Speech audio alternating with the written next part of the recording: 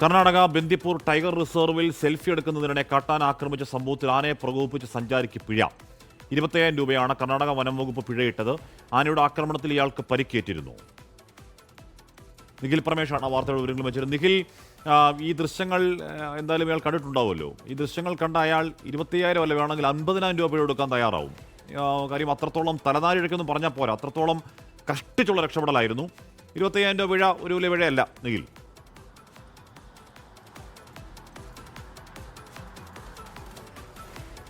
ഹാഷ്മി, ആ വീഡിയോ വൈറലായതിന് പിന്നാലെ അതിൽ കണ്ട ഒരു മലയാളിയുടെ കമന്റ് ഇങ്ങനെയായിരുന്നു: ആന ഒരുപക്ഷെ ഇയാളോട് പറഞ്ഞിരിക്കാം, വീണ് കിടക്കുന്നവരെ ഞാൻ അടിക്കാറില്ലെന്ന്, അതുകൊണ്ട് ആനയ്ക്കൊരു ദയ തോന്നിയത് കൊണ്ട് വിട്ടുകളഞ്ഞതായിരിക്കാം എന്നാണ് പറഞ്ഞത്. എന്തായാലും അത്ഭുതകരമായിട്ടുള്ള രക്ഷപ്പെടൽ എന്നല്ലാതെ മറ്റൊന്നും ഇതിനെ വിളിക്കാൻ കഴിയില്ല.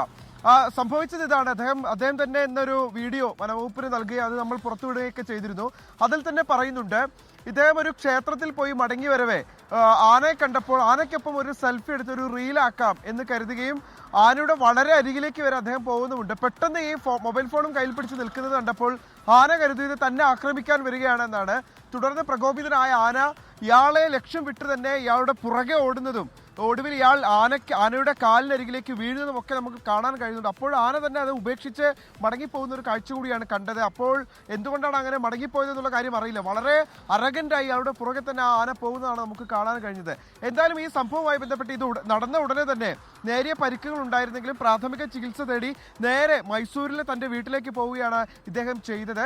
മൊബൈൽ ഫോണെല്ലാം അദ്ദേഹം സ്വിച്ച് ഓഫ് ആക്കി വെക്കുകയായിരുന്നു. പക്ഷേ വനവകുപ്പ് ഉദ്യോഗസ്ഥർക്ക് ഇയാളെ കണ്ടെത്തിയേ മതിയാകുമായിരുന്നുള്ളൂ. അവർ കണ്ടെത്തി ഇപ്പോൾ 25,000 രൂപ പിഴയിട്ടിരിക്കുകയാണെന്ന് മാത്രമല്ല, തുടർ നടപടികളുമായി മുന്നോട്ട് പോകാൻ തന്നെയാണ് വനവകുപ്പിന്റെ തീരുമാനം. വനവകുപ്പ് ഇതിലൂടെ കടന്നു പോകുന്ന ആളുകൾക്ക് കർശനമായിട്ടുള്ള നിർദ്ദേശങ്ങൾ നൽകുന്നുണ്ട്. ഒരു കാരണവശാലും ഈ വാഹനത്തിൽ നിന്ന് പുറത്തേക്ക് ഇറങ്ങരുത്, വന്യമൃഗങ്ങളുടെ സാന്നിധ്യമുണ്ട് എന്നൊക്കെ നിരന്തരം പറയുന്നതാണ്.